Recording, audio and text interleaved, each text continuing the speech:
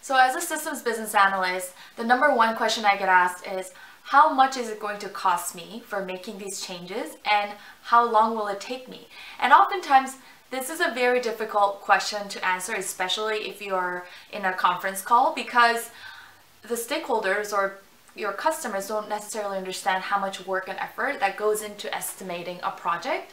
And depending on which method that you use, you oftentimes need more time to look at historical data or to reference and get an estimate from your development team if you're in software. So my go-to is that I'm not too sure, but I will have to get back to you within 2 weeks. Estimation is one of the most common questions I get asked from my customers all the time, but it is one of the most difficult ones.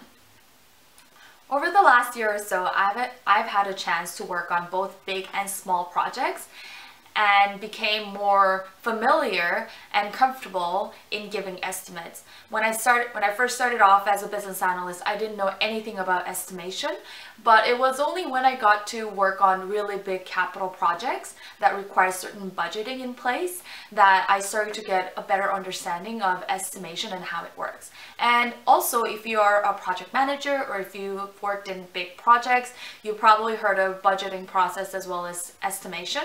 And this is the reason why it plays such a critical role in project management. So I'm still learning how to give good estimates. So for those of you who are BAs and have experienced giving estimates, feel free to comment below to share some of the techniques or methods that you've used in the past. So without further ado, let's dive right in and talk about 7 different methods that are commonly used for estimation. Estimation is a critical part of the project, especially at the beginning, in order to determine the cost and level of effort that is required to make changes that this project is trying to accomplish. Sometimes the BA and other stakeholders of the core project team will have to determine and give an estimate in order to implement this change and to sustain it after the fact. So the reason why estimation is so critical in today's business is because of the budgeting process. Almost all of the capital projects that I've worked on in the past requires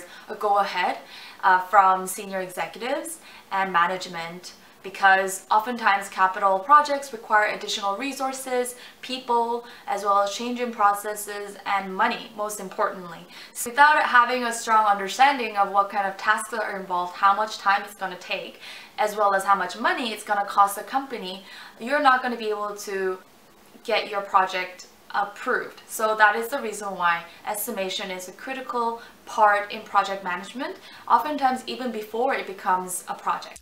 The top-down method breaks the solution down into components or a hierarchy and estimates each one at the highest level. It's often used by upper-level management to give estimates of the total cost of a project by using information from a previous or similar project in scope.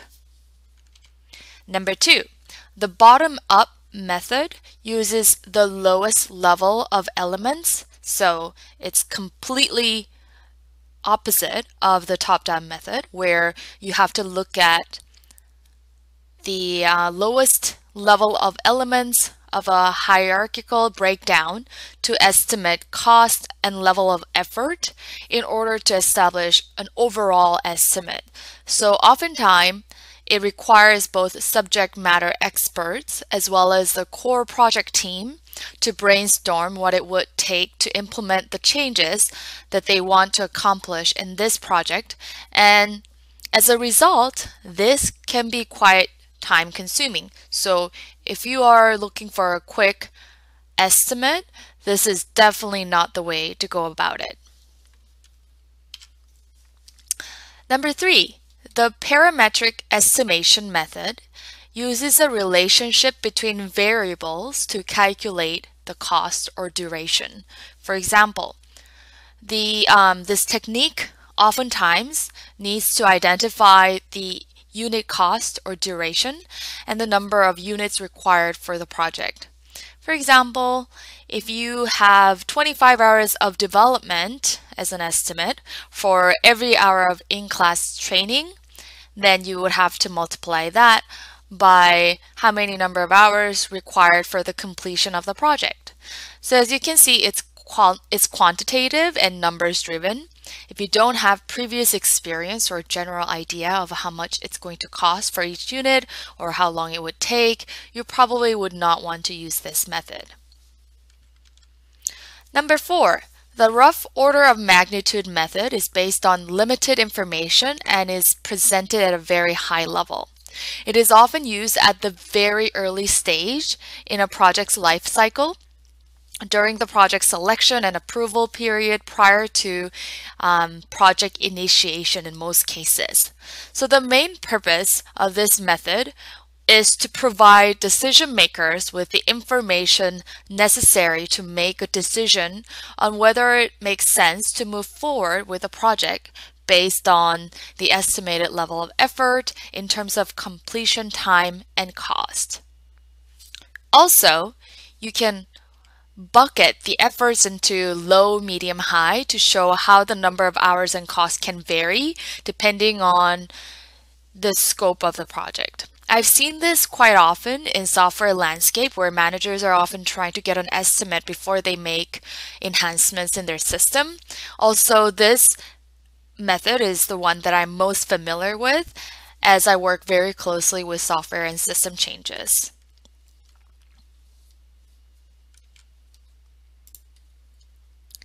Number 5, the rolling wave method uses repeated estimates throughout the initiative. So the concept is similar to the technique used in agile software development, such as Scrum. So basically, it allows you to reevaluate the actuals against the estimation after each phase, and you can actually modify your estimation. So this will be very useful as you'll notice that your estimates are going to get closer and closer to the actual numbers. However, this is only feasible depending on the availability of information, and we are also making the assumption that actual cost and number of hours and all the necessary information are going to be collected throughout the project lifecycle.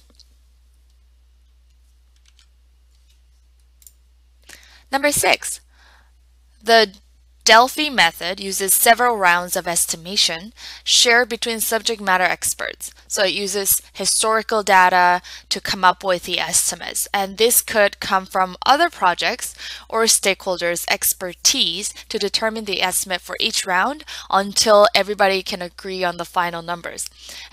As you can guess, this method can be quite time consuming as well. And it's oftentimes hard for everyone to agree on the final number. So unless your project has planning estimates timeline, so then you have enough time to have access to all of your subject matter experts to get together, I wouldn't recommend this method. Last but not least, PERT method, which stands for Program Evaluation and Review Technique. So fun fact is that it was actually first developed by the United States Navy in 1958, so it's been around for a long time. It also analyzes the tasks involved in completing a given project, especially the time needed to complete each of the tasks, and it's going to identify the minimum time needed to complete the whole project.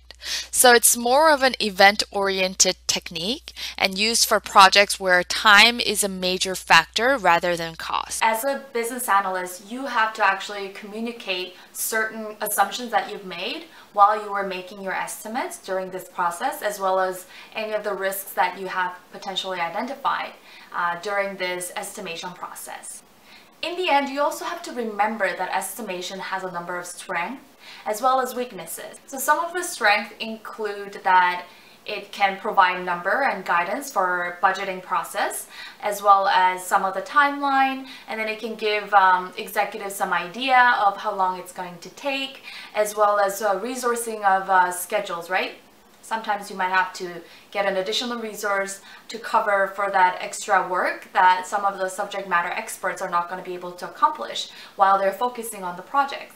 So these are some of the benefits of estimation too. And also, the greater the knowledge that a team has, the better estimates it can be, because if a team has previous experience of implementing new changes and similar type of projects, and they know exactly what are the tasks that are required in order to get to the finish line. So estimation requires subject matter experts and their knowledge as well. So if you have a brand new team and if you haven't accomplished any project together as a team or delivered it as a team, then estimation can become more difficult.